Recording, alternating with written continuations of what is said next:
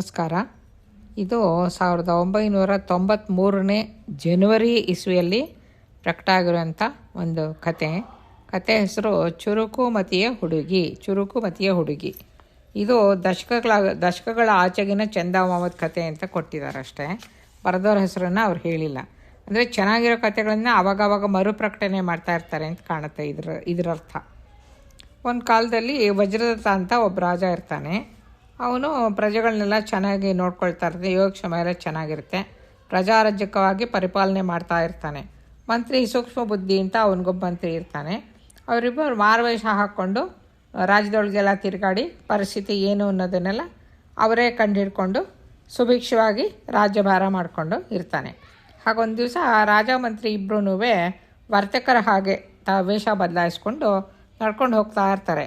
ಒಂದು ಗ್ರಾಮದಲ್ಲಿ ಒಂದು ಗುಡಿಸ್ಲ ಹತ್ರ ಚಿಂತೆಯಲ್ಲಿ ಹೊರಡೋ ಮಾತುಗಳವ್ರು ಕೇಳಿಸುತ್ತೆ. ಆರ್ತಾಲಾಪ, ಏನಪ್ಪ ಯಾರು ಸಹಾಯ ಮಾಡ್ತಾರೆ ಅನ್ನೋ ಥರ.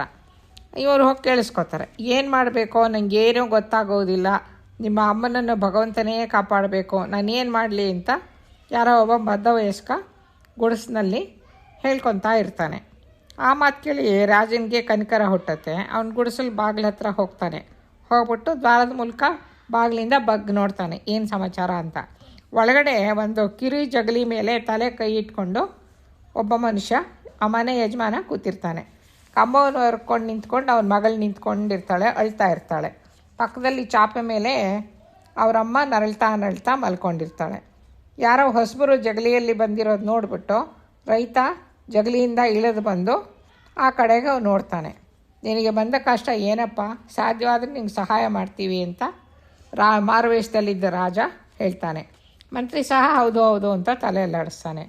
ಆವಾಗ ಆ ಬಡವ ಈ ಥರ ಹೇಳ್ತಾನೆ, ಅಯ್ಯ ನಾನು ದಿಕ್ಕಿಲ್ಲದ ಬಡವ, ನನ್ನ ಹೆಂಡತಿ ರೋಗದಲ್ಲಿ ಬಿದ್ದಿದ್ದಾಳೆ, ಮದ್ದು ಮಾಡಿಸ್ಬೇಕಾದ್ರೆ 20 ರೂಪಾಯಿ ಬೇಕು.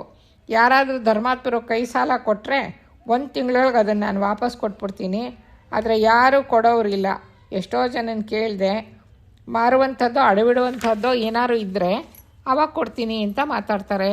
ನನ್ನ ಹತ್ರ ಆ ಥರ ಇಡೋದಕ್ಕೆ ಏನು ವಸ್ತು ಇಲ್ಲ ಸ್ವಾಮಿ ಅಂತ ತನ್ನ ದುಃಖವನ್ನು ತೋಡ್ಕೊತಾನೆ.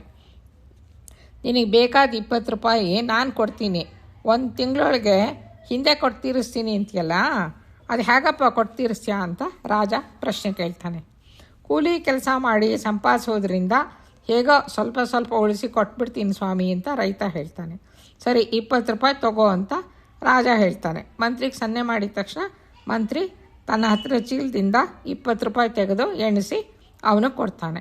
ರೈತ ತುಂಬ ಕೃತಜ್ಞತೆಯಿಂದ ಅವುಗಳನ್ನು ತಗೊತಾನೆ.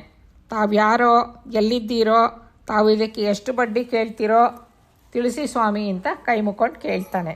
ಬಡ್ಡಿ ಅಗತ್ಯ ಏನೂ ಇಲ್ಲಪ್ಪ, 20 ರೂಪಾಯಿ ಮಾತ್ರ ಸರಿಯಾಗಿ 1 ತಿಂಗಳಿಗೆ ಕೊಟ್ಬಿಡ್ಬೇಕು ವಾಪಸ್ಸು.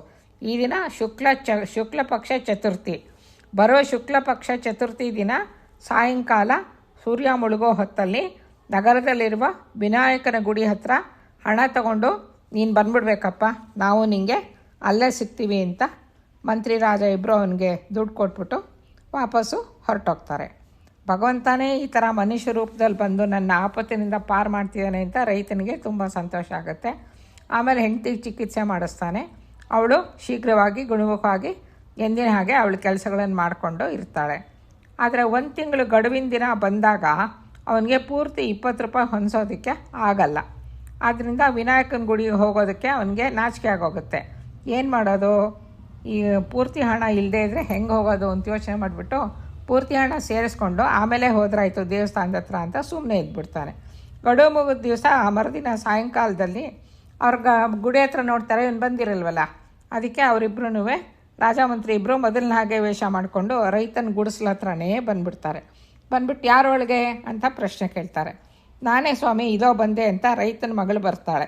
ಬಂದವರು ನೋಡ್ಬಿಟ್ಟು ಕಾಣುವಂಥದ್ದು ಒಳಗೆ ಚೆನ್ನಾಗಿದೆ, ಎಲ್ಲಿಯೂ ಕತ್ತಲೇ ಇಲ್ಲ, ಚೆನ್ನಾದ ಬೆಳಕೆ ಸ್ವಾಮಿ ಅಂತ ಕೈ ಮುಗಿತಾಳೆ. ರಾಜನಿಗೆ ಅವಳು ಏನು ಮಾತಾಡ್ತಾಳೆ ಅಂತ ಅರ್ಥನೇ ಆಗಲ್ಲ. ಮಂತ್ರಿ ಮುಖ ನೋಡ್ತಾನೆ. ಆದರೆ ಮಂತ್ರಿ ಮುಖದ ಮೇಲೆ ನಗು ಇರುತ್ತೆ. ಅಂದರೆ ಮಂತ್ರಿಗೆ ಅರ್ಥ ಆಗಿದೆ ಅವಳೇನು ಹೇಳಿದ್ದು ಅಂತ ರಾಜನಿಗೆ ಅರ್ಥ ಆಗುತ್ತೆ. ನಿನ್ನಪ್ಪ ಎಲ್ಲಿ ಅಂತ ಮಂತ್ರಿ ಆ ಹುಡುಗಿನ ಕೇಳ್ತಾನೆ. ಮೇಲೆ ಹತ್ತಿ ಸೂರ್ಯನ ಕಣ್ಣು ಮುಚ್ಚಲಿಕ್ಕೆ ಹೋಗಿದ್ದಾರೆ ಸ್ವಾಮಿ ಅಂತ ಹುಡುಗಿ ಹೇಳ್ತಾಳೆ. ನಿನ್ನಮ್ಮನೂ ಕಾಣೋದಿಲ್ವಲ್ಲ, ಎಲ್ಲಿಗೆ ಹೋಗಿದ್ದಾಳೆ ಅಂತ ಮಂತ್ರಿ ಅವಳನ್ನು ಕೇಳ್ತಾನೆ. ಬಾವಿ ಕಂಬದ ನೀರಿನಿಂದ ಹಣ ತೊಗೊಂಡು ಬರೋಕ್ಕೆ ಹೋಗಿದ್ದಾಳೆ ಸ್ವಾಮಿ ಅಂತ ಅವಳು ಹೇಳ್ತಾಳೆ. ಹಾಗಾದರೆ ನೀನೇನು ಮಾಡ್ತಿದ್ಯಾ ಅಂತ ಮಂತ್ರಿ ಕೇಳ್ತಾನೆ. ಬಂಗಾರದಿಂದ ಬೆಳ್ಳಿನ ತೆಗೆದು ಬೆಂಕೀಲಿ ಹಾಕಿಟ್ಟಿದ್ದೀನಿ ಸ್ವಾಮಿ, ಎಲ್ಲನೂ ಹೊರುವ ಮುದ್ದೆ ಇನ್ನಷ್ಟು ಹೊಳೆಯುವ ಹಾಗೆ ಮಾಡುತ್ತಿದ್ದೇನೆ ಅಂತ ಅವಳು ಉತ್ತರ ಹೇಳ್ತಾಳೆ. ನಾವು ಬರೋ ಸಂಗತಿ ನಿಮ್ಮಪ್ಪನಿಗೆ ಗೊತ್ತಿಲ್ವೇನೋ ಅಂತ ಮಂತ್ರಿ ಜೋರು ಮಾಡಿ ಕೇಳ್ತಾನೆ. ಗೊತ್ತಿದೆ ರೀ, 10 ಮಂದಿಗಳ ಮುಂದೆ ಬಾಯಿಗೆರಡು ಕಡಿಮೆ ಆಗಿದ್ದಕ್ಕೆ ಬಾಯಿ ತೆರೆಯಲು ನಾಚಿಕೊಂಡು ಕೈ ತೋರಿಸುತ್ತೇನೆಂದ. ನಿಮ್ಮನ್ನು ಇನ್ನೊಂದು 10 ಸಾರಿ ರೆಪ್ಪೆ ಮುಚ್ಚಿ ತೆರೆಯಲು ಹೇಳಿದ್ದಾರೆ ಸ್ವಾಮಿ ಅಂತ ಆ ಹುಡುಗಿ ಉತ್ತರ ಹೇಳ್ತಾಳೆ. ಸರಿ, ಇಷ್ಟಕ್ಕೂ ನಾವು ಯಾರನ್ನು ನಿನಗೆ ಗೊತ್ತಾಯ್ತೆ ಅಮ್ಮ ಅಂತ ಮಂತ್ರಿ ಕೇಳ್ತಾನೆ. ಮುಗುಳ್ನಗೆ ನಗ್ತಾ ಗೊತ್ತಾಯ್ತು ಸ್ವಾಮಿ, 3 ಕ್ಷಕಾರಗಳು ಆಗಿದ್ದೀರಿ ನೀವಿಬ್ಬರು ಅಂತ ಆ ಹುಡುಗಿ ಒಗಟಿನ ಉತ್ತರ ಹೇಳಿಬಿಟ್ಟು ಇಬ್ಬರಿಗೂ ಕೈ ಜೋಡಿಸಿ ನಮಸ್ಕರಿಸ್ಬಿಡ್ತಾಳೆ. ಅವಳು ಮಾಡ್ತಾಳೆ. ಸರಿ, ನೀನು ಹೋಗಿ ನಿನ್ನ ಕೆಲಸ ನೋಡ್ಕೊ ಅಂತ ಮಂತ್ರಿ ರಾಜನ್ಗೆ ಹೇಳಿ ರಾಜನ ಕಡೆ ತಿರುಗಿಬಿಟ್ಟು ನಾವಿನ್ನು ವಾಪಸ್ ಹೋಗೋಣ ಅಂತ ಕೈ ಸನ್ನೆ ಮಾಡ್ತಾನೆ. ರಾಜ ಮಂತ್ರಿ ಇಬ್ಬರು ವಾಪಸ್ಸು ಮನೆ ಕಡೆ ತಿರುಗ್ತಾರೆ. ಆ ಹುಡುಗಿ ಹೇಳಿದ್ದು ನನಗೇನು ಅರ್ಥನೇ ಆಗಲಿಲ್ಲ, ನಿಮಗೇನಾದ್ರು ಅರ್ಥ ಆಯ್ತಾ ಅಂತ ರಾಜ ಮಂತ್ರಿನ ಕೇಳ್ತಾನೆ. ಚೆನ್ನಾಗಿ ಅರ್ಥವಾಯಿತು ಪ್ರಭು, ಬಡ ಮನೆಯವಳಾದರೂ ತುಂಬ ಚುರುಕು ಬುದ್ಧಿ ಹುಡುಗಿ ಅವಳು ಅಂತ ಮಂತ್ರಿ ಹೇಳ್ತಾನೆ. ಕೇಳಿದ್ದಕ್ಕೆಲ್ಲ ಚಕಚಕನೆ ಅದೇನು ಹೇಳಿದ್ಲು ಆ ಹುಡುಗಿ ಅಂತ ರಾಜ ಆಶ್ಚರ್ಯದಿಂದ ಕೇಳ್ತಾನೆ. ನಮ್ಮನ್ನು ನೋಡಿದ ಕೂಡಲೇ ಆ ಹುಡುಗಿ ತನ್ನ ತಾಯಿ ಆರೋಗ್ಯ ಚೆನ್ನಾಯಿತು ಅಂತ ಹೇಳಿದ್ಲು, ಕಷ್ಟವೇನಿಲ್ಲದೆ ಸುಖವಾಗಿರುವಳು ಅಂತ ಹೇಳಿದ್ಲು. ಕಾಣದಿರುವಂಥದ್ದು ಅಂದರೆ ಪ್ರಾಣ, ಬೆಳಕು ಅಂದರೆ ಸುಖ.